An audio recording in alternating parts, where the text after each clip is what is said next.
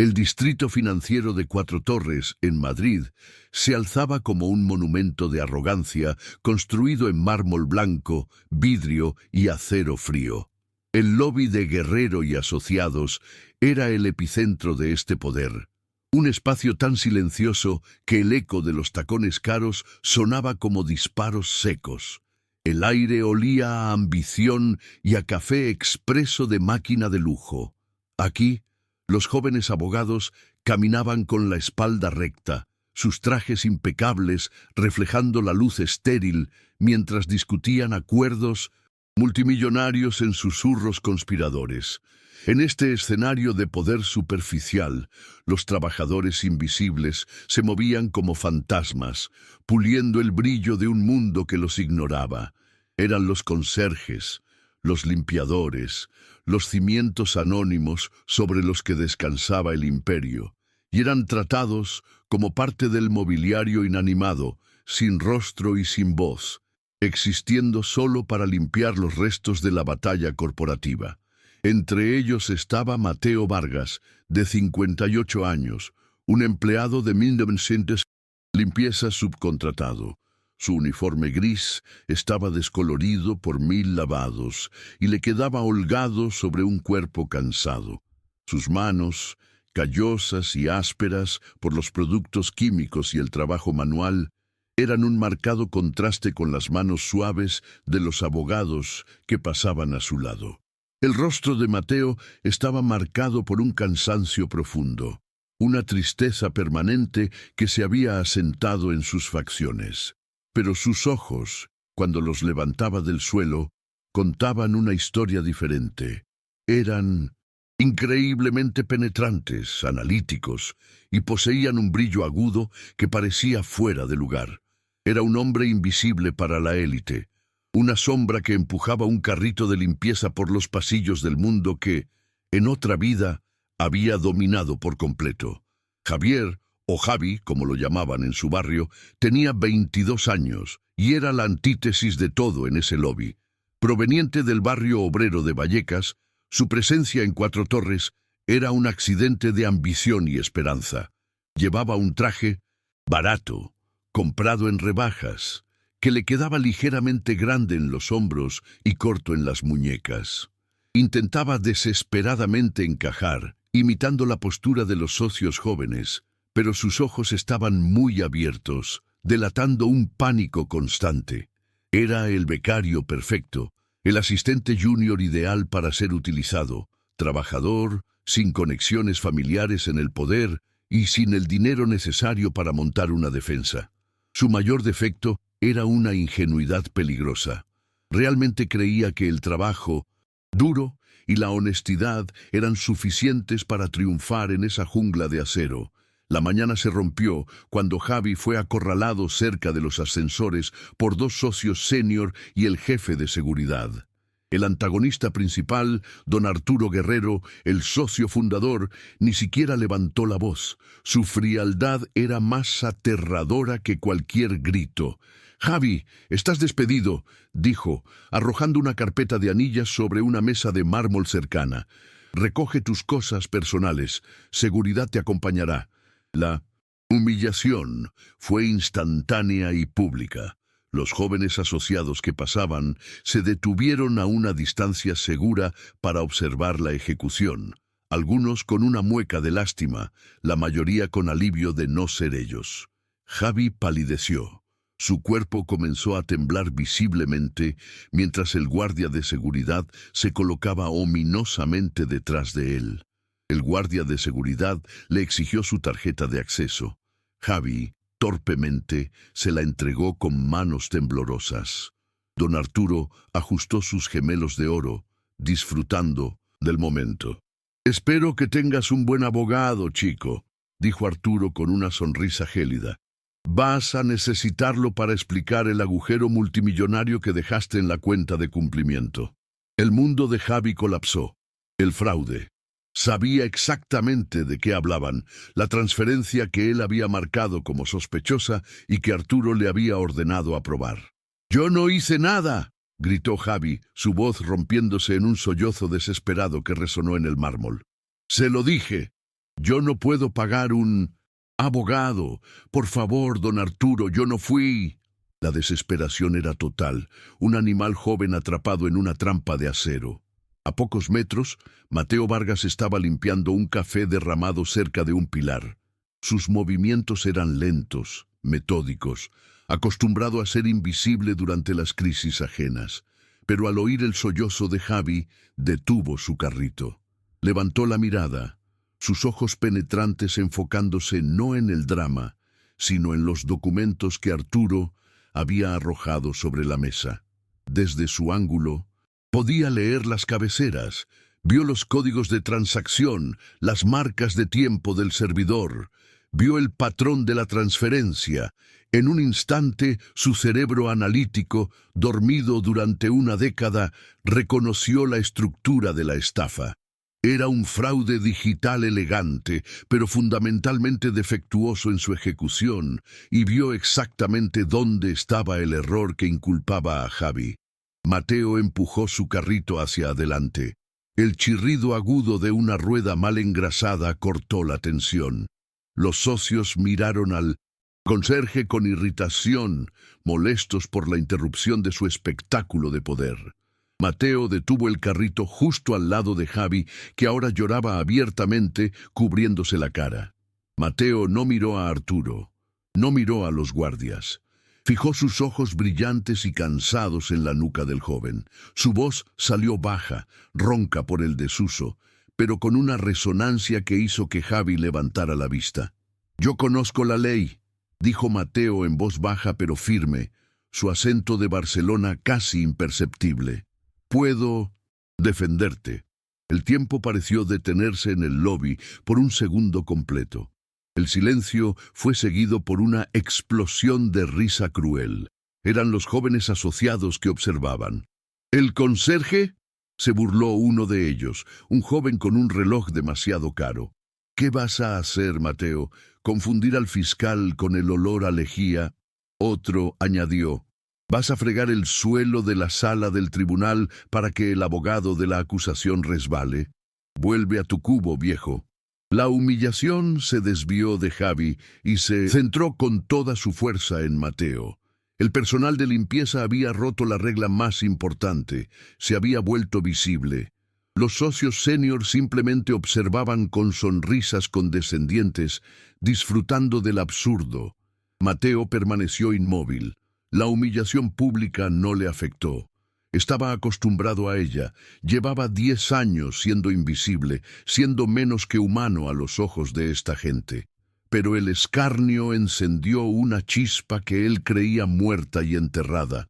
Miró a Javi, y en el rostro aterrorizado del joven no solo vio la inocencia, vio el fantasma de un hijo que había perdido, la misma edad, la misma confusión. Mateo se irguió ligeramente, su voz ahora cortante y clara, resonando con una autoridad olvidada. La acusación se basará en un rastro digital temporal. Citarán el artículo 390 del Código Penal sobre falsedad documental.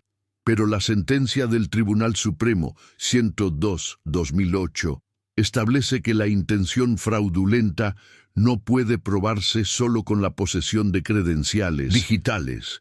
Requiere una acción demostrable de encubrimiento activo. Los jóvenes abogados dejaron de reír abruptamente. Se miraron entre ellos confundidos. No reconocían la cita. Era un precedente oscuro, uno que no se enseñaba en las facultades de élite, uno que solo conocería un especialista en fraudes criminales de alto nivel. Don Arturo dejó de sonreír. Su mirada se agudizó, estudiando al conserje como si lo viera por primera vez. ¿De dónde había sacado eso? Javi, llorar que había dejado escuchó la precisión quirúrgica en la voz de Mateo. Levantó la cabeza, sus ojos llenos de lágrimas encontrando los de Mateo. No vio a un conserje, vio una autoridad tranquila, una confianza que no había visto en ninguno de los abogados de traje caro. Javi, sin tener absolutamente nada más que perder, dio un paso tambaleante hacia Mateo, alejándose de los guardias. Su mundo se había reducido a 2 opciones: la cárcel segura o este ancla imposible. Se aferró al brazo de Mateo, sintiendo la tela áspera del uniforme y los músculos duros debajo. Sus manos callosas eran lo único sólido en la habitación. «Acepto», susurró Javi, la palabra apenas audible pero cargada de una fe desesperada. «Confío en usted». Mateo asintió lentamente, una sola vez. En ese instante sintió como una década de óxido y culpa comenzaba a resquebrajarse dentro de su pecho. La decisión estaba tomada. El fantasma tenía un motivo para volver. El escenario estaba listo para la batalla más improbable en la historia legal de Madrid, el conserje contra la firma más poderosa de la ciudad. Don Arturo observó la escena con incredulidad antes de soltar una carcajada seca. «Bien, que así sea. Seguridad, sáquenlos a los dos del edificio. ¿Podrá un hombre que lo perdió todo recuperar su voz para salvar a un inocente? Si quieres descubrir cómo comienza esta increíble lucha por la justicia, quédate con nosotros y no olvides suscribirte para más historias donde los héroes olvidados resurgen de las cenizas para luchar una última batalla. La suerte de Javi ahora dependía del hombre que limpiaba los suelos. Esa noche, Mateo no fue a su puesto de trabajo habitual. Regresó a su minúsculo apartamento en un sótano de lavapiés, un cuarto individual que olía a alcohol rancio y desesperanza. El temblor en sus manos, que siempre estaba ahí, se intensificó violentamente. El fantasma de Barcelona no había muerto, pero estaba encadenado a la culpa de una noche lluviosa en la costa catalana, al sonido del metal, retorciéndose, al silencio que siguió. Se culpaba por el accidente que le arrebató a su esposa y a su hija de 16 años. El pavor de fallar de nuevo, de fallar a Javi de la misma manera que sintió que le había fallado a su familia, era paralizante. Al día siguiente, el sistema contraatacó con una fuerza predecible. El bufete de Arturo Guerrero usó su inmenso poder. Presentaron una moción urgente para invalidar la representación. La licencia de Mateo Vargas está inactiva, argumentaron ante un juez preliminar en una audiencia a puerta cerrada. Es un alcohólico conocido que abandonó la profesión. La prensa se enteró de la historia y el apodo nació: el abogado conserje. Los programas matutinos lo trataban como una broma, un circo humillante. Mientras tanto, Arturo le ofreció a Javi un trato cínico: 2 años de cárcel si se declaraba culpable inmediatamente, y despedía al conserje. «Piénsalo, chico», le dijo el abogado de Arturo. «Es tu única salida». Javi se presentó en la dirección que Mateo le había dado, un edificio de apartamentos en ruinas en el corazón de Lavapiés. El olor a humedad y tristeza impregnaba el sótano. Mateo abrió la puerta. Estaba temblando visiblemente, su rostro pálido y sudoroso por la abstinencia. El cuarto estaba casi vacío, salvo por un colchón en el suelo, pilas de libros de leyes polvorientos y una botella de ginebra medio vacía sobre una caja. Javi vio la botella y su corazón se hundió. Había confiado su vida a un borracho. Mateo vio la duda en los ojos del chico. «El temblor no afecta mi mente», dijo Mateo con voz rasposa. «Estoy luchando contra esto. Pero necesito que me digas si confías en mí, Javi, ahora». Javi miró más allá de la botella, a los ojos penetrantes de Mateo, y vio un dolor que reconoció. Vio a un hombre luchando. «Confío en usted», dijo Javi, su voz firme. La noche antes de la primera audiencia preliminar, Mateo se sentó frente a la botella de ginebra barata. El temblor era una agonía, un grito en cada nervio pidiendo el olvido. El juicio era en 2 semanas. Cada instinto, entrenado durante 10 años de huida, gritaba por la anestesia que ofrecía el alcohol. «No puedo», susurró a la foto desvaída de su esposa e hija, sus rostros sonrientes en un día de playa. «No otra vez». Vio el rostro aterrorizado de Javi, tan similar al de su hija.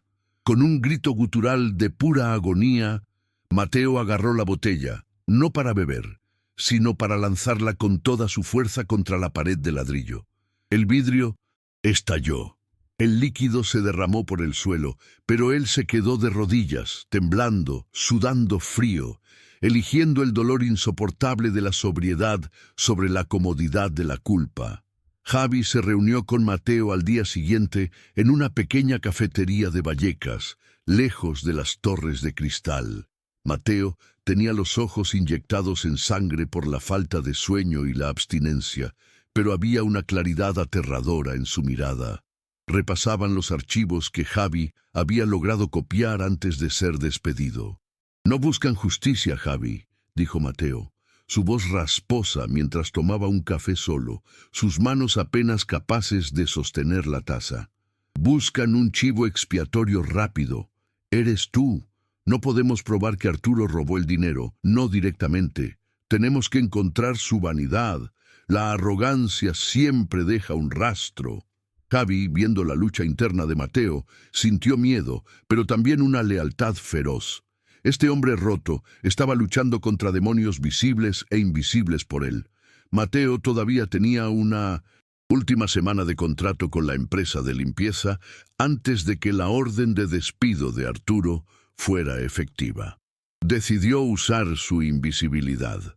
Nadie, absolutamente nadie, nota al personal de limpieza después de las 8 de la noche. Mientras vaciaba metódicamente las papeleras en el piso ejecutivo, observó. Vio cómo Arturo Guerrero nunca bloqueaba su terminal personal cuando iba al baño privado de su despacho. Despreciaba los protocolos de seguridad como si fueran para gente inferior. Necesitaba acceso, necesitaba tiempo. Esa noche, usando su pase maestro de conserje, Mateo entró en la oficina de Arturo. No limpió. Se sentó en la silla de cuero de 30.000 euros. El olor a colonia cara y poder llenando sus sentidos por primera vez en una década. Sus manos aún temblaban violentamente por la abstinencia, un temblor que le dificultaba incluso teclear, pero su mente estaba clara, afilada por el pánico y la cafeína. No estaba hackeando, estaba observando. Buscó en los registros del sistema, en los logs de acceso. Arturo era arrogante, pero no estúpido. Había cubierto el rastro principal de la transferencia usando un proxy interno. Pero Mateo buscó algo más profundo, algo que la arrogancia siempre pasa por alto porque lo considera mundano, los registros de la impresora de red. Y allí, en el log de la impresora del piso 42, lo encontró. Una solicitud de impresión de las credenciales de seguridad completas de Javi, solicitada desde la terminal personal de Mindon Sinto. Arturo, 2 días antes de que ocurriera la transferencia fraudulenta. Arturo había estudiado cómo inculparlo. El día del juicio. El Tribunal Superior de Justicia de Madrid. La sala estaba abarrotada, no por el caso en sí, sino por el espectáculo del abogado conserje. Los periodistas de segunda fila se reían y hacían apuestas. Mateo entró. Llevaba un traje prestado por Javi, que le quedaba demasiado grande en los hombros y corto en los tobillos. Olía a naftalina. Javi estaba pálido como un fantasma a su lado, mirando a la batería de abogados caros que representaban a la firma. Don Arturo, el antagonista, fue llamado al estrado como testigo principal de la acusación, subiendo con una confianza absoluta, exudando desdén hacia la patética figura del conserje que se atrevía a desafiarlo en su propio terreno. Mateo se levantó. Un silencio expectante y burlón cayó en la sala. Las manos de Mateo, sosteniendo un único folio de notas, temblaban visiblemente. Su primera pregunta fue débil, casi inaudible. «Don Arturo, ¿reconoce usted a este joven, Javier González?» El juez, un hombre severo, parecía impaciente. Los abogados de la firma sonrieron con suficiencia, relajándose en sus asientos. El fantasma estaba muerto. Javi sintió un nudo de pánico puro en el estómago. Había confiado su vida a un hombre completamente destrozado. La humillación iba a ser definitiva. El fiscal sonrió, sabiendo que tenía el caso ganado. Mateo cerró los ojos por un solo segundo. En la oscuridad total, no vio la sala del tribunal. Vio el parabrisas, la lluvia torrencial golpeando el cristal, el sonido del metal retorciéndose. Vio los ojos de Javi, aterrorizados. Respiró hondo, un suspiro tembloroso que pareció llevarse la última década de niebla alcohólica. Cuando abrió los ojos, el temblor de sus manos se había ido. Su postura cambió, se irguió. No como un conserje, sino como el hombre que había dominado este mismo edificio durante 20 años. Su voz, cuando habló, ya no era rasposa, cortante, sino precisa y fría. Hablemos de los protocolos de seguridad de la red de su firma, don Arturo. Específicamente, la encriptación de credenciales temporales de nivel interno. ¿Está familiarizado con el sistema de tokens de acceso RSA que su propia firma implementó el año pasado? Arturo parpadeó, visiblemente sorprendido por el cambio abrupto en el tono y el nivel técnico de la pregunta. La sonrisa condescendiente vaciló. Por supuesto, respondió con una arrogancia recuperada, aunque ahora, enforzada. Yo mismo aprobé esa implementación. Cuesta millones. Mateo sonrió, una sonrisa fría que no llegó a sus ojos. Entonces sabrá que el log de acceso de Javi, que su firma presentó como prueba A, muestra una entrada a las 14:03 desde su terminal de becario. Pero el log de la VPN corporativa, que convenientemente ustedes no presentaron, muestra que Javi estaba en una reunión externa obligatoria de cumplimiento en otro edificio hasta las 14:30. ¿Cómo explica, don Arturo, que Javi estuviera en dos lugares a la vez?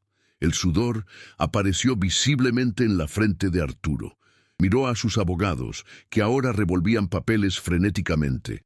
Los sistemas pueden tener fallos, tartamudeó. Los becarios son descuidados con sus contraseñas. Quizá alguien... Exacto, interrumpió Mateo, su voz bajando a un susurro hipnótico que llenó la sala. Son descuidados. Pero las impresoras de red, don Arturo, esas son estúpidas. Guardan todo. Mateo se dirigió al secretario, presentando la prueba B. Una sola hoja de papel. Este es el log de la impresora HP LaserJet de su piso, don Arturo. Muestra una solicitud de impresión de las credenciales de seguridad completas de Javi desde su terminal personal 48 horas antes del fraude. ¿Por qué necesitaba usted imprimir las credenciales de su interno? La sala quedó en silencio absoluto. El juez se inclinó hacia adelante. Arturo miró al juez, a sus abogados, que ahora parecían aterrados. Estaba atrapado, no por el robo, sino por la pura arrogancia. Mateo no lo acusó de ladrón, lo acusó de descuidado. Usted imprimió las credenciales, quizá para una revisión, dijo Mateo suavemente, acercándose al estrado como un depredador. Y las dejó en su escritorio, ¿verdad? Y alguien más las usó. O tal vez... Usted fue tan descuidado y arrogante que usó las credenciales de un interno para mover fondos ilícitos, pensando que nadie notaría al chico de Vallecas. Arturo se derrumbó en el estrado. Yo no... Él no sabía. El juez golpeó el orden en la sala. El fantasma había vuelto. La arrogancia de un imperio multimillonario fue destruida por una lógica impecable y un simple registro de impresora. El inocente fue salvado por el hombre que todos habían descartado como basura. El abogado conserje acababa de limpiar el tribunal, exponiendo la suciedad que se escondía bajo las alfombras caras. ¿Te está gustando esta historia? Deja un like y suscríbete al canal. Ahora continuamos con el vídeo. La redención de Mateo Vargas. No había hecho más que empezar, y el mundo estaba a punto de recordar por qué le llamaban leyenda. El veredicto fue inmediato. Javi fue exonerado de todos los cargos. Don Arturo Guerrero fue detenido por perjurio e intento de fraude procesal. Pero la historia en los telediarios de esa noche ya no era Javi. Era Mateo Vargas. Las cámaras y los micrófonos rodearon a Mateo fuera del tribunal. ¿Es usted el fantasma de Barcelona? ¿El hombre que nunca perdió un caso? ¿Dónde ha estado durante 10 años? Mateo, abrumado por la luz y el ruido, simplemente protegió a Javi y se abrió paso entre la multitud. Pero su rostro estaba en todas partes. La leyenda había resucitado y la prensa estaba hambrienta. Los titulares del día siguiente no hablaban del juicio, sino de la tragedia. La caída y el regreso del fantasma, como Mateo Vargas perdió a su familia. Los periodistas habían cavado profundo. Revelaron el accidente de coche de hacía 10 años en la Costa Brava, la tormenta torrencial, el camión que patinó en el aquaplaning. Mateo conducía. Su esposa y su hija adolescente murieron instantáneamente. Él sobrevivió sin un rasguño físico. La culpa lo consumió. Revelaron cómo perdió su licencia por abandono, cómo cayó en el alcoholismo y desapareció en la oscuridad, convirtiéndose literalmente en un fantasma, hasta que un joven becario le dio una razón para luchar. La narrativa mediática cambió de la noche a la mañana. Ya no era el abogado conserje, el hazmerreír. Se convirtió en el héroe trágico, la leyenda caída que había regresado. La opinión pública, siempre ávida de una historia dramática de caída y redención, lo abrazó. Los mismos periodistas que se habían burlado de su traje prestado, ahora escribían editoriales sobre su brillantez y su dolor. Mateo, sin embargo, se escondió. La atención pública era como sal en sus heridas de una década. Se encerró en su cuarto de pensión, abrumado no por la victoria, sino por el repentino peso de las expectativas del mundo exterior. El silencio de su invisibilidad había sido, en cierto modo, un refugio.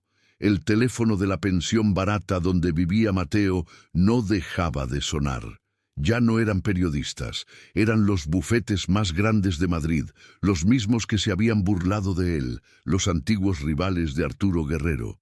Le ofrecían cheques en blanco, un puesto de socio senior, el regreso triunfal a las 4 Torres.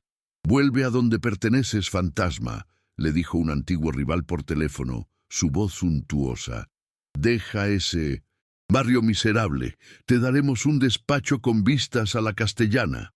Querían su fama recién recuperada, su historial impecable, la publicidad masiva que generaría su regreso. Querían poseer a la leyenda, enjaular al fantasma una vez más en sus torres de cristal. Javi visitó a Mateo esa tarde. Encontró al hombre mayor sentado en el borde de la cama, mirando las tarjetas de visita de los bufetes más caros de España. Javi notó algo crucial. En la esquina, junto a la papelera, había 2 botellas de 1200 Ginebra sin abrir. Mateo las había comprado y no las había tocado. «Lo logramos, Mateo», dijo Javi, sus ojos brillando de emoción. «¿Vas a volver? Serás el rey de la ciudad otra vez. Podrás tener cualquier caso». Mateo levantó la mirada hacia el joven y Javi vio que la tristeza profunda no se había ido. Simplemente el alcohol ya no la nublaba. «El rey de un cementerio», susurró Mateo, más para sí mismo que para Javi.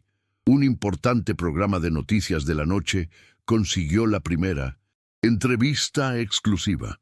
El presentador, un hombre incisivo y respetado, fue directo al grano. «Mateo, el mundo quiere saber. Has vuelto de entre los muertos. Has demostrado que sigues siendo el mejor abogado de este país. ¿Qué sigue para ti? ¿Vas a recuperar tu antiguo despacho? ¿Vas a hacerles pagar por estos 10 años?» La cámara hizo zoom sobre el rostro cansado de Mateo. Millones de personas observaban, esperando el anuncio de su regreso triunfal al mundo del poder y el dinero. Javi observaba, desde una televisión en un bar de Vallecas, conteniendo la respiración. Mateo, vistiendo el mismo traje prestado, ahora cuidadosamente planchado por Javi, miró directamente a la cámara. Sus manos, por primera vez en 10 años, estaban perfectamente firmes sobre sus rodillas. No había temblor. «Mi antiguo despacho», dijo con calma, su voz resonando con la vieja autoridad del fantasma. Estaba construido sobre la vanidad. Ganaba casos, sí, nunca perdí, pero ignoraba la justicia la mayoría de las veces. Me importaba el récord, me importaba el dinero, y cuando lo tenía todo, lo perdí todo en un instante. El presentador guardó silencio, dándose cuenta de que esto no era la entrevista que esperaba. «Perdí a mi familia», continuó Mateo, su voz firme, dirigiéndose a millones de hogares. «Y me culpé, y sigo culpándome cada día. Me escondí en una botella durante 10 años porque era más fácil ser un borracho que ser el hombre que sobrevivió al accidente. Durante esos 10 años limpié los suelos que antes pisé, y desde el suelo vi la verdad. Vi cómo el sistema que yo ayudé a construir, el sistema del dinero rápido y los acuerdos cínicos, está diseñado para aplastar a los Javis del mundo, a los inocentes sin conexiones». La crudeza de su confesión silenció al estudio. «Vi la arrogancia de hombres como Arturo Guerrero», confesó. «Una arrogancia que yo mismo tuve. Creía que era intocable». El presentador, conmovido, preguntó suavemente: «Entonces, ¿por qué volver?». Mateo lo miró. «No he vuelto para recuperar mi gloria», concluyó Mateo, su mirada penetrante. «La gloria es ceniza. He vuelto porque vi a un chico inocente a punto de ser destruido y me di cuenta de que mi dolor no era una excusa para esconderme, sino una razón para luchar. Mi habilidad, mi mente no es para ganar dinero, es para buscar justicia para aquellos que el sistema ignora». La entrevista fue un terremoto social. Al día siguiente, Mateo Vargas rechazó todas las ofertas millonarias. El bufete de Arturo Guerrero, enfrentando la bancarrota por el escándalo y una avalancha de demandas colectivas, le ofreció a Mateo una suma astronómica en un acuerdo privado por difamación y daños morales para evitar más acciones legales. Mateo aceptó la totalidad del dinero. Javi, que ahora seguía a Mateo como un discípulo, estaba confundido. «Mateo, con esto podríamos vivir el resto de nuestras vidas», dijo Javi, mirando el cheque. «No», dijo Mateo, guardando el cheque en el bolsillo de su viejo abrigo. «Con esto vamos a trabajar y no volvemos a las Torres, vamos a Vallecas». Mateo no volvió a las 4 Torres, excepto para firmar el acuerdo.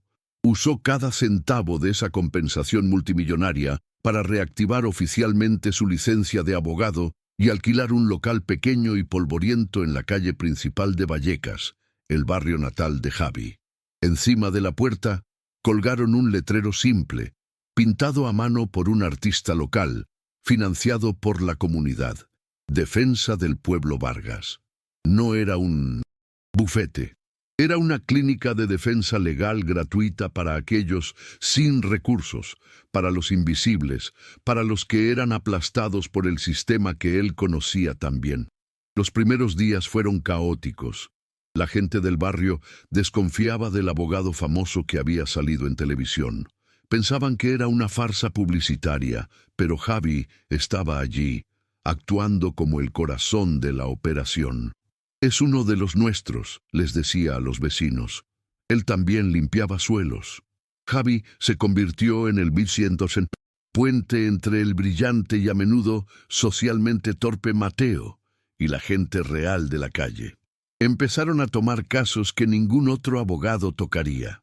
Desahucios injustos, pequeños robos donde los acusados eran empujados a acuerdos de culpabilidad, disputas laborales contra grandes corporaciones que se aprovechaban de sus empleados. Mateo ya no era el fantasma que nunca perdía. De hecho, perdió algunos casos menores en juzgados de primera instancia, enfrentándose a jueces escépticos y fiscales con recursos ilimitados. Pero eso ya no importaba. El objetivo no era el récord impecable, era la lucha justa, el asegurar que la voz del acusado fuera escuchada. Descubrió, para su sorpresa, que prefería luchar y perder por alguien inocente que ganar millones, defendiendo a un culpable con dinero. Su adicción, el deseo de beber, se desvaneció. Fue reemplazado por un propósito que lo sacaba de la cama cada mañana antes del amanecer, un propósito más fuerte que cualquier demonio. Javi absorbió todo como una esponja. Bajo la tutela de Mateo, el joven ingenuo que casi fue a la cárcel, se convirtió en un defensor astuto, feroz y profundamente compasivo. Mateo no le enseñó solo leyes, le enseñó estrategia, empatía y, lo más importante, cuándo oler la arrogancia y la mentira en la oposición.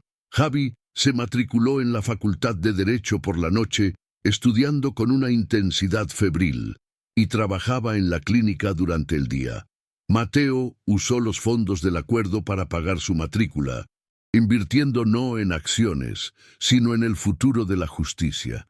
La clínica Defensa del Pueblo Vargas se hizo famosa, pero no en las páginas de economía, sino en los barrios bajos de Madrid. Era el lugar donde los sin voz encontraban al fantasma. Los fiscales de distrito aprendieron a temer las carpetas con el membrete simple de esa pequeña oficina. Sabían que Mateo Vargas no se dejaría intimidar, no aceptaría un maltrato y que lucharía hasta el Tribunal Supremo si era necesario, todo por un cliente que no podía pagarle ni un euro. Su reputación ya no se basaba en el dinero que ganaba, sino en el miedo que infundía en el sistema injusto. Mateo encontró una paz que el éxito y la riqueza nunca le habían dado. La culpa por la muerte de su esposa y su hija nunca desapareció por completo. Era una cicatriz en su alma, un recordatorio constante de lo que había perdido. Pero la culpa se transformó. Ya no era un ancla que lo ahogaba en alcohol y autocompasión. Se convirtió en un motor. Honraba a su esposa e hija, no escondiéndose en la oscuridad, sino protegiendo a otras familias, a otros hijos, de ser destrozados por un sistema impersonal y cruel. Cada caso que ganaba era un pequeño acto de redención. Una tarde, Javi ganó su primer caso importante solo, defendiendo a una madre soltera de un desalojo ilegal e inmoral. Regresó a la oficina de Vallecas eufórico, sosteniendo la orden judicial. Mateo estaba revisando una pila de expedientes. Javi levantó la orden. «¡Ganamos, Mateo! ¡Ganamos!». Mateo levantó la vista y una rara y genuina sonrisa iluminó su rostro cansado. «Bien hecho, abogado», dijo con una voz tranquila y orgullosa. Le pasó a Javi una taza de café de la máquina barata de la oficina. Javi notó que la mano de Mateo, aunque callosa por años de trabajo manual, estaba perfectamente firme. El temblor se había ido para siempre. El antiguo bufete de Arturo Guerrero y Asociados se disolvió menos de un año después del escándalo. La arrogancia se había comido a sí misma desde dentro.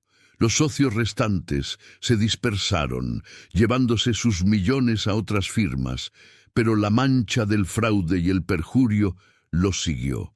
La torre de cristal que representaba su poder ahora tenía una ventana rota, expuesta por un hombre que solía limpiar sus cristales.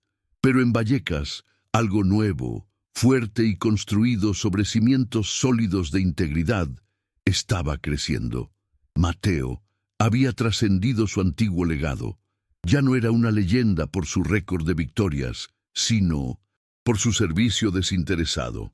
Esa noche, Mateo se sentó en su nuevo apartamento, pequeño pero limpio, en un edificio de Vallecas, a pocas calles de la clínica. Miró por la ventana, no a las torres de acero y vidrio que dominaban el horizonte, sino a los niños jugando al fútbol en la plaza de abajo, a las familias que volvían a casa del trabajo. Sostuvo su taza de café, sintiendo el calor. Estaba solo, pero ya no se sentía solo. Estaba rodeado por la vida vibrante de la comunidad que ahora protegía, El fantasma de Barcelona, el hombre que había huido de sí mismo durante una década, finalmente descansaba. 3 años después, la clínica Defensa del Pueblo Vargas ya no era un pequeño local polvoriento. Ocupaba un edificio de 3 plantas en el corazón de Vallecas, financiado enteramente por donaciones de la comunidad, sindicatos y el respeto de la gente. Seguía siendo gratuita. La sala de espera siempre estaba abarrotada. Las paredes estaban cubiertas de fotos de familias a las que habían ayudado, de recortes de periódicos sobre victorias locales contra constructoras abusivas y bancos depredadores.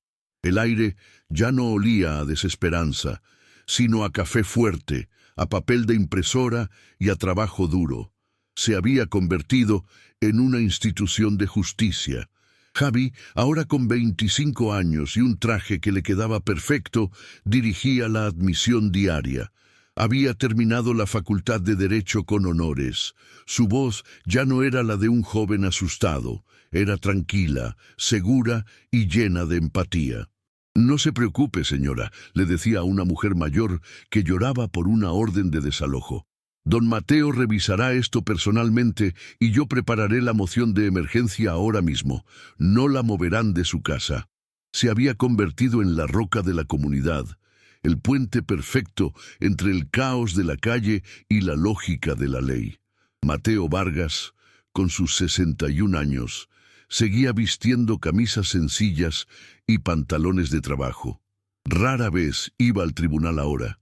Javi y el equipo de jóvenes abogados se encargaban de eso. Mateo se dedicaba a enseñar. La clínica se había convertido en un programa de prácticas codiciado por los jóvenes abogados más idealistas de España, que venían a aprender del fantasma redimido. Él les enseñaba lo que no aprendían en la facultad, que la ley no era un arma para ganar dinero, sino un escudo diseñado para proteger la dignidad humana, y que su deber era mantener ese escudo firme.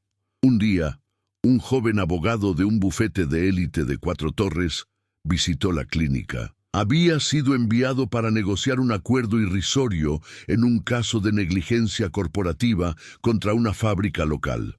El joven, arrogante y pulido, intentó intimidar a Mateo. «Mi socio senior cree que esta oferta es generosa, señor Vargas. Deberían tomarla». Mateo lo escuchó pacientemente, con una leve sonrisa. «Hijo», dijo Mateo, «yo era más arrogante que tú antes de que tuvieras edad para afeitarte. Vuelve a tu torre de cristal y dile a tu socio que prepare una oferta justa, una con 6 ceros, más o nos veremos en el tribunal». El joven palideció, reconociendo la leyenda.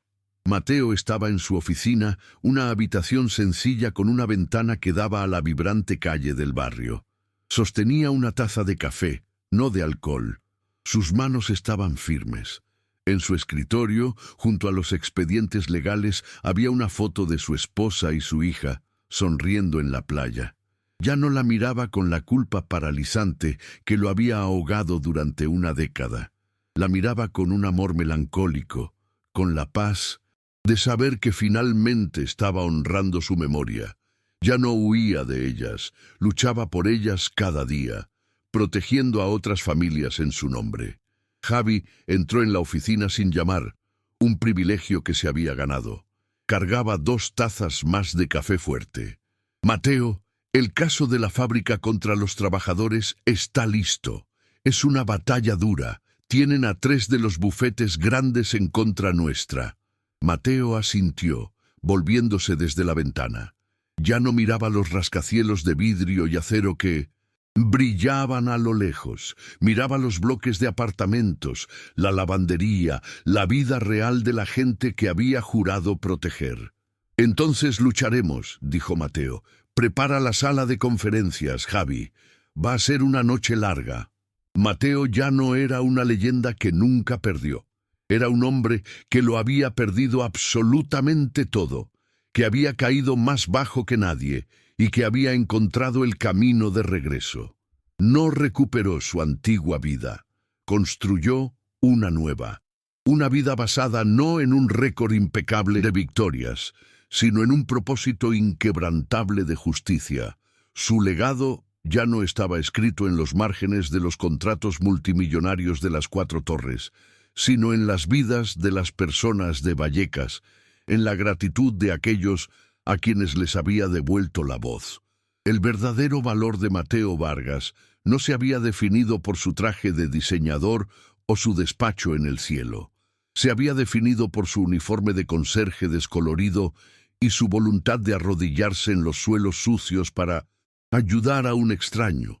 Se definía por su integridad recuperada y su coraje para enfrentar sus demonios, no huyendo de ellos, sino usándolos como combustible para la compasión. Había aprendido que la verdadera fuerza no es la ausencia de dolor, sino lo que eliges hacer con él, cómo lo transformas en un escudo para los demás. La redención, descubrió Mateo, no fue recuperar la gloria perdida. Fue encontrar un nuevo significado en el servicio a los demás. Fue transformar el dolor más profundo que un hombre puede soportar, la pérdida de su familia, en una fuerza imparable para el bien. El fantasma ya no rondaba los tribunales de élite en busca de victorias para su ego. Caminaba por las calles de Vallecas buscando justicia para su gente. Y en ese servicio, en esa lucha diaria por los olvidados, finalmente encontró su propia absolución. Javi y Mateo trabajaban hasta tarde esa noche. Las luces de la clínica Defensa del Pueblo Vargas eran un faro en la oscuridad del barrio. Se escuchaban sus voces, discutiendo estrategia legal, puntuadas por risas ocasionales. El hombre que había limpiado los suelos de la élite ahora limpiaba el sistema para los olvidados. Y en ese acto, finalmente, el abogado que se había culpado por la muerte de su familia, ahora se había convertido en el padre de la justicia para toda una comunidad que lo necesitaba. La historia de Mateo nos enseña que no importa cuán bajo caigamos, no importa cuán rotos nos sintamos por nuestro pasado, siempre hay una oportunidad de redención. No se encuentra en el dinero o la fama, sino en el momento en que decidimos usar nuestro talento, sea cual sea, para un propósito mayor que nosotros mismos. ¿Qué te pareció la transformación de Mateo, de una leyenda rota y atormentada a un héroe de la comunidad? Dejen un like si creen que el verdadero valor de una persona reside en su integridad y no en su estatus social o el uniforme que viste. El viaje de Mateo demuestra que incluso el dolor más profundo y la culpa más paralizante pueden convertirse en una fuerza poderosa para proteger a los demás. Es en el servicio a los inocentes donde encontramos nuestra propia paz. Suscríbanse para más historias donde la justicia triunfa sobre la arrogancia y donde los héroes caídos encuentran su nuevo legado. Creemos que todos merecen una segunda oportunidad, no para recuperar lo que perdieron, sino para construir algo nuevo y significativo. Gracias por acompañarnos en este viaje de redención y propósito, y por creer en el poder de transformar el dolor en fuerza.